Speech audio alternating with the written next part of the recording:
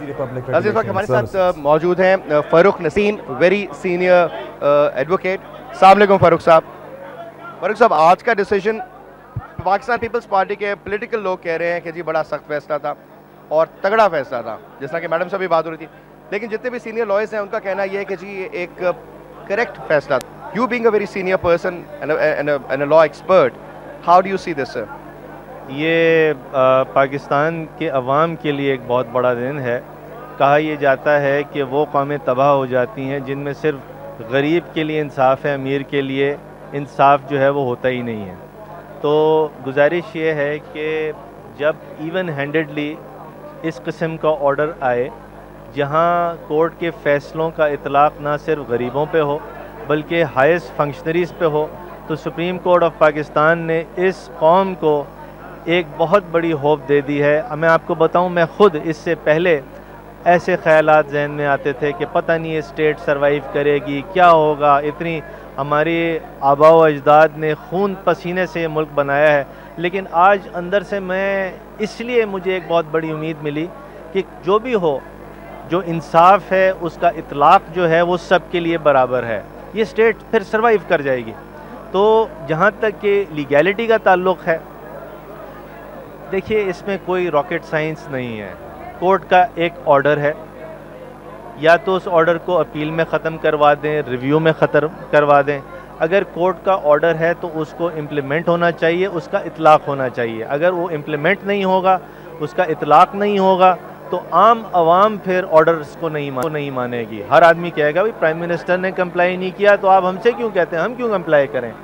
تو جہاں تک کہ یہ کسی کا یہ کہنا ہے کہ یہ آرڈر درست نہیں ہے، تو مجھے تو یہ بات سمجھ میں نہیں آتی. آرڈر تو بالکل درست ہے. اس میں اب جو پرابلم اس وقت آ رہی ہے سر دست، وہ یہ ہے کہ کیا پرائم منسٹر صاحب ڈسکوالیفائی ہو گئے یا نہیں ہوئے. اب جو ڈیبیٹ ہے وہ یہ ہے. آپ لوگ کے ہی ٹکرز میں بعض جگہ یہ میں نے سنا ہے، دیکھا ہے کہ 63(1)(g) کو انووک کر دیا گیا ہے.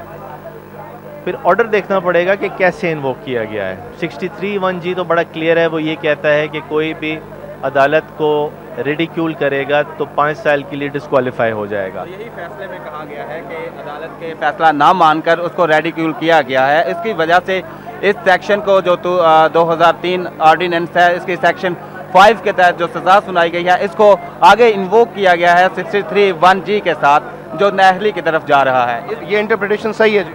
نہیں، میں آرڈر دیکھوں گا، کیونکہ نہیں دیکھیں میری بات سنیں.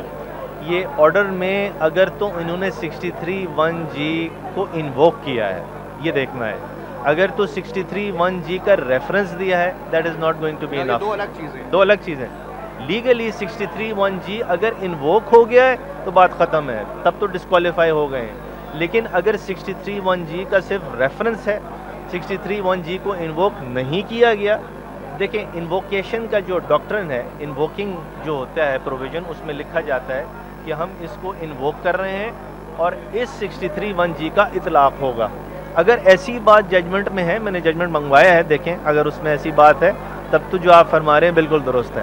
لیکن اگر ایسی بات نہیں ہے تو پھر وہ جو پروسیجر ہے کہ اسپیکر کے پاس جائے گا اور الیکشن کمشنر کے پاس جائے گا، تو اس پروسیس سے گزرنا پڑے گا. اس کا جو انووک کا چیز ہے، کیونکہ ہم نے وہ سنا تھا جی ریکارڈنگ اس کی، ریٹن تو مجھے ملا نہیں ہے، اس میں I think the word invoke has been used. دوسرے چینلز میں I am not taking names, اس کے اندر تو جو اینکر پرسنز ہیں وہ بڑے بانگے دوہل کہہ رہے ہیں کہ انووک کر دیا گیا ہے. اور اگر انووک کر دیا گیا ہے تو آپ جو فرما رہے ہیں بالکل درست ہے. تو we'll have to wait and see کہ کیا آرڈر آیا ہے. اب اس میں اسپیکر قومی اسمبلی کا کیا کردار رہے گا اور آگے چیف الیکشن کمشنر تک یہ معاملہ، یہ سارا کیا قانونی پروسیس ہوگا؟ ٹائم فریم یہ ہے کہ ودن 30 days اسپیکر صاحبہ کو ریفرنس کرنا ہوتا ہے ٹو دا الیکشن کمیشن. اور اگر 30 days کے اندر وہ نہیں کریں گی تو it will deemed as if reference کر دیا گیا ہے، اور آٹومیٹک. اور اس آٹومیٹک ریفرنس پر الیکشن کمیشن نے آرڈر پاس کرنا ہے. اگر وہ آرڈر پاس نہیں کرے گا تو اس کا بھی ٹائم لمٹ ہے، وہ آٹومیٹکلی پاس ہو جائے گا. تو یہ تو دیکھیے اٹس اے رائٹنگ آن دا وال. یہ بلکہ اسی دن رائٹنگ آن دا وال تھی جب گورنمنٹ نے این آر او کے فیصلے کو ڈیفینڈ نہیں کیا. این آر او کا فیصلہ نیچرلی آپ کو پتہ ہے صحیح فیصلہ تھا، NRO کو کوئی بھی آدمی سپورٹ نہیں کر سکتا, سسٹین نہیں کر سکتا, اور جو بھی اس فیصلے میں کہا گیا ہے بالکل درست فیصلہ ہے. لیکن گورنمنٹ کے پاس آپشن تھا, کم سے کم یہ جو شیخ تھی خط لکھنے والی, یہ پیراگراف تھا, اس کو امینڈ کروا لیتے ریویو فائل کر کے, یا کوئی اس پہ بحث آرٹیکل 248 پہ اگر بحث ہوتی اور اس پہ یہ بات کی جاتی کہ 248 میں کیونکہ استثناء ہے لہٰذا یہ خط نہیں لکھا جا سکتا. اب وہ 248 بھی گورنمنٹ نے اور ان کے وکلا کی ٹیم نے جو جان کے اس کو انووک کیا نہیں کیا, وہ تو ان کا ڈیسیجن تھا. صاحب میں ایک بات سمجھنا چاہ رہا ہوں, یہ جو کیس تھا امپلیمنٹیشن کا کیس الگ بے شک چل رہا ہے, مگر یہ وزیر اعظم کے خلاف توہین عدالت کیس جو 178 پیراگراف ہے NRO فیصلے کا, اس پر عمل درآمد نہ کرنے کی وجہ سے یہ سزا ہوئی ہے. اب جو 178 پیرے پر عمل درآمد کرنے کا فیصلہ تھا عدالت کا, وہ کہاں جائے گا؟ امپلیمنٹیشن کیس الگ چل رہا ہے, اس کا کیا ہوگا؟ نہیں, اس کو تو امپلیمنٹیشن کیس اور ہے. میں یہ بھی بتا دوں کہ امپلیمنٹیشن میں ود نو ایڈوائس, کسی ایڈوائس کے بغیر خط لکھنے کا حکم دیا گیا ہے, اور یہ معاملہ صرف NRO کے فیصلے پر عمل درآمد کے حوالے سے تھا. میں صرف اس فیصلے کے بارے میں جو NRO کے پیراگراف 178 پر عمل درآمد نہ کرنے کی وجہ سے وزیر اعظم کو سزا ہوئی ہے, اب اس کا کیا بنے گا؟ 178 پیراگراف کا کیا بنے گا؟ وہ اپنی جگہ ہے, اور جو امپلیمنٹیشن کا کیس ہے آپ صحیح فرما رہے ہیں, اس کیس پر اب عدالت نے فیصلہ کرنا ہے. عدالت کے پاس آرٹیکل 187 ہے, عدالت کے پاس آرٹیکل 189 ہے, عدالت کے پاس آرٹیکل 201 ہے. ان تینوں اور آرٹیکل 190 ہے, ان چاروں آرٹیکلز پر عدالت نے یہ فیصلہ کرنا ہے اور امپلیمنٹ کرانا ہے. نارمل کیسز میں یہ ہوتا ہے کہ اگر کوئی امپلیمنٹ نہ کر رہا ہو تو عدالت جو ہے وہاں کے ناظر کو یا رجسٹرار کو حکم دیتی ہے کہ آپ پارٹی کی طرف سے یہ فیصلے کو عمل درآمد کریں. تو این ممکن ہے اس میں یہ کوئی ڈائریکشن دے دی جائے کہ رجسٹرار صاحب جو ہیں وہ خط لکھ دیں ان کمپلائنس آف آرٹیکل 178. تو یہ دیکھیں گے کیا اس امپلیمنٹیشن کیس میں آرڈر پاس ہوتا ہے. اچھا فاروق صاحب, جو یہ بینچ کا فیصلہ آیا جو بھی اب آ گیا ہے سامنے, اعتزاز احسن صاحب ٹرائل کے دوران بار بار یہ کہتے رہے کہ شفاف ٹرائل نہیں ہو رہا, اور اس کے علاوہ بینچ جو ہے وہ تعصب شو کر رہا ہے, اور اس کے علاوہ بینچ جو ہے وہ اس کا ذاتی مفاد ہے. آپ کو اس بینچ کے حوالے سے آپ کی کیا رائے ہے؟ کیا تعصب تھا, کیا ذاتی مفاد, یہ نظر آتی تھی چیزیں اس بینچ میں؟ کسی قسم کے تعصب کا سوال ہی پیدا نہیں ہوتا. ساتھ کے ساتھ وہ ججز ہیں, اگر ان کو ایک ایک کر کے ان کے کیریکٹرز دیکھیں, ان کی پاسٹ پرفارمنسز دیکھیں تو وہ ایگزیمپلری ہیں. ایسے وی آر لکی کہ پاکستان میں ایسے ججز اور ہمارے چیف جسٹس صاحب موجود ہیں. تو یہ کہنا کہ تعصب ہے اور یہ تعصب کی وجہ سے کر دیا گیا اور فیئر ٹرائل نہیں ہے, تو میں تو بالکل اس سے ایگری نہیں کرتا.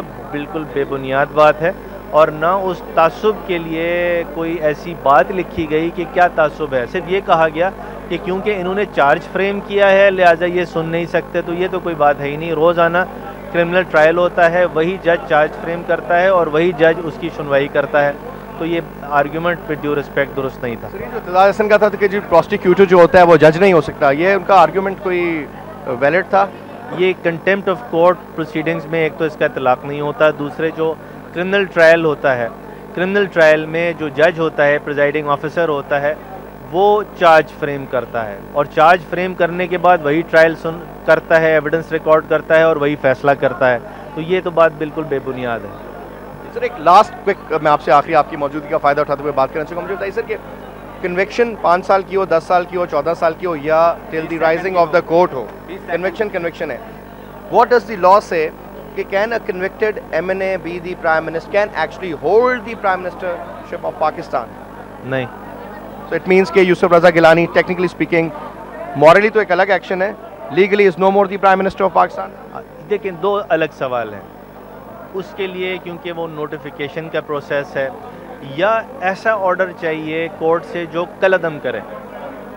تو یہ جب تک نوٹیفیکیشن ڈی نوٹیفیکیشن کا نوٹیفیکیشن نہ ہو, اور جب تک ایسا کوئی ڈکلریشن کسی بھی عدالت سے, چاہے وہ لاہور ہائی کورٹ ہو, کراچی ہائی کورٹ ہو, سپریم کورٹ ہو, نیچے کی عدالتیں ہوں, جب تک ایسا ڈکلریشن نہیں آئے گا, اور اگر جیسے آپ فرما رہے ہیں ایسا ڈکلریشن آ چکا ہے, تب تک یہ بات نہیں کہی جا سکتی. تھینک یو ویری مچ, بہت بہت شکریہ.